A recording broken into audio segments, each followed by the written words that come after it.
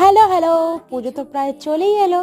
চলো আর একটা shopping blog share করা যাক। আজ বেরোতে বেরোতে একদম সন্ধ্যা গড়ে গেছিল জানো। ওই যে কথায় আছে না, উঠলো বাই তো কটক যাই। আমাদেরও হয়েছে সেম অবস্থা। হঠাৎ করে মা এসে বলল, চল রেডি হ, বাজার যেতে চাস যদি। আমিও একটা কথা ভাবলাম জানো, এরপরে যদি আমি শাড়ি কিনতে যাই তাহলে আমার আলমারিতে একটাও বোধহয় ভালো শাড়ি আর আসবে না। শাড়ি কিনতে গিয়ে সে তো আরেক গল্প। এত লোকের ভিড় যে আমি আর মা প্রায় 20 মিনিট দাঁড়িয়েই ছিলাম।